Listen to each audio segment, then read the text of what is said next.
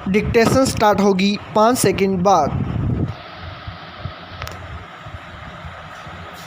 Yes, Afghanistan के कंधार में भारतीय फ़ोटो पत्रकार दानिश सिद्दीकी की मौत से एक बार फिर मीडिया की सुरक्षा संबंधी चिंताओं और चुनौतियों संबंधी सवाल उठ खड़े हुए हैं।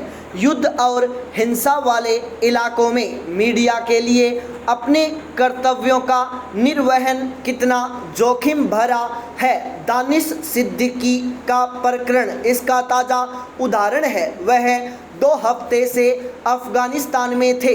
वहां से अफ़गानी फ़ौज और तालिबान के हिंसक संघर्ष की तस्वीरें दुनिया को दिखा रहे थे।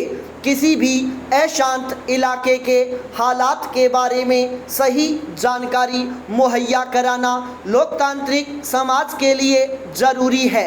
मीडिया इसकी अहम कड़ी है।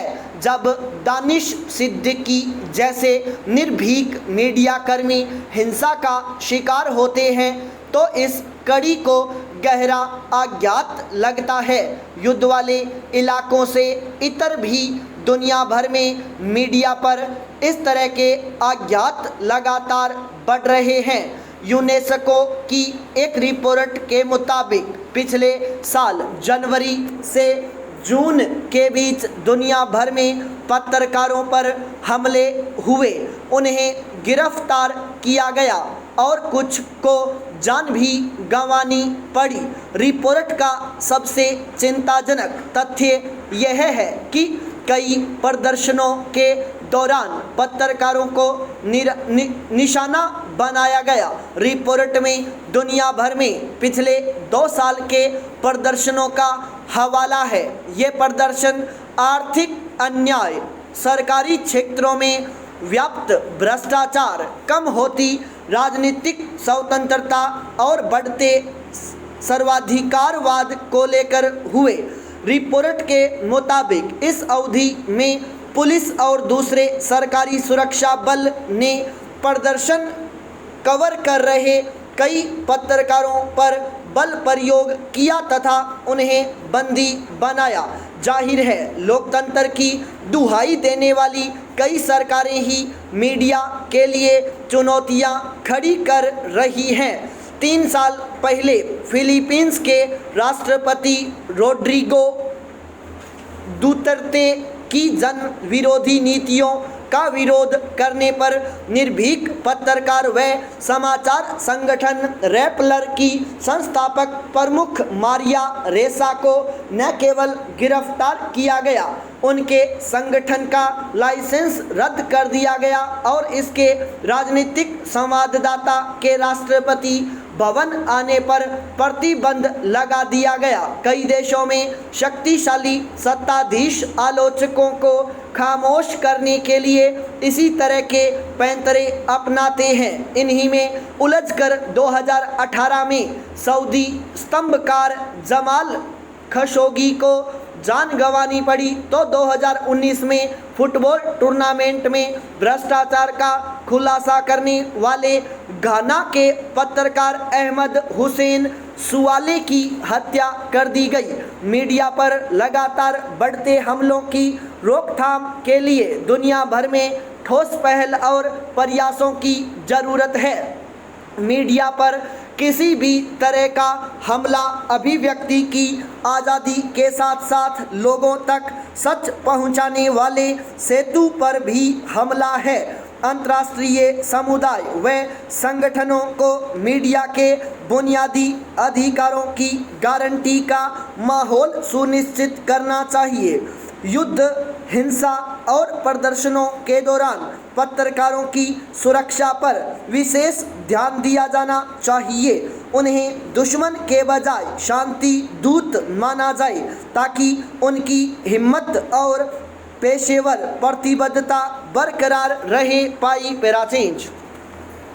यह तो हद हो गई।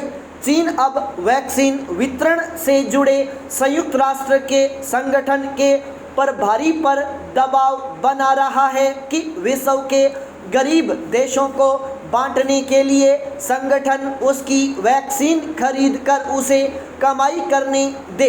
दुखद पहलू यह है कि चीन की इस योजना का वित्त पोषण अमेरिकी करदाताओं के दान के पैसों से हो रहा है।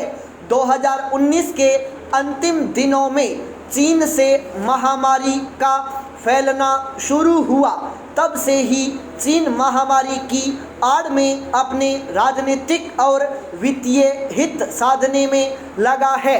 हाल ही विश्व स्वास्थ्य संगठन द्वारा समर्थित कार्यक्रम कोवैक्स ने चीन की साइनोवैक और साइनोफार्म वैक्सीन की 55 करोड़ डोज खरीदने की घोषणा की, जिसकी कीमत संभवतः कई बिलियन डॉलर होगी। इससे अमेरिकी संसद और बाइडेन प्रशासन चकित है। कारण कई हैं।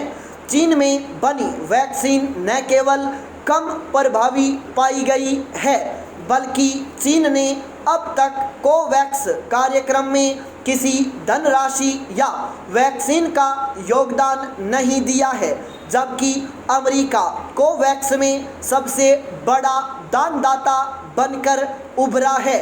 $4 बिलियन खर्च करके अमेरिका ने 5.5 करोड़ वैक्सीन का वितरण शुरू कर दिया है और 50 करोड़ और डोज देने का वादा किया है। हाल ही सीनेट में भी चीन के इस रवैये की निंदा कर कहा गया कि चीन कोवैक्स को बजाय वैक्सीन दान करने के उससे लाभ कमाने की बात कर रहा है, जबकि इस वक्त लोगों को वैक्सीन की ज़रूरत सबसे ज़्यादा है। कोवैक्स को अन्य देशों से मिलने वाली वैक्सीन में कुछ देर हो रही है। भारत को घरेलू ज़रूरतों को देखते हुए कोवैक्स को वैक्सीन दान में कटौती करनी पड़ी है। अमेरिका और यूरोपीय देशों से कोवैक्स को वैक्सीन भेजी जा रही है। हालांकि ज़्यादातर देश गैर चीनी वैक्सीन को ही प्राथमिकता देंगे, लेकिन इससे वैक्सीन का शुल्क लेने की चीन की हरकत को नज़रअंदाज नहीं किया जा सकता। दरअसल कोवैक्स के मूल संगठन गावी को अमेरिका की दान की गई राशि मिल रही है। इस तरह अमेरिका का पैसा कोवैक्स को जा रहा है और कोवैक्स चीन को भुगतान कर रहा है। चीन के इस कदम पर निराशा जताने से बेहतर है कि बाइडेन प्रशासन कोवैक्स को कोई और हल निकालने का सुझाव दे। चीनी वैक्सीन इतनी बेअसर है कि यह केवल झूठा आराम देती है। कोवैक्स चीन का सौदा तो महामारी पर नियंत्रण को और मुश्किल बनाता दिख रहा है।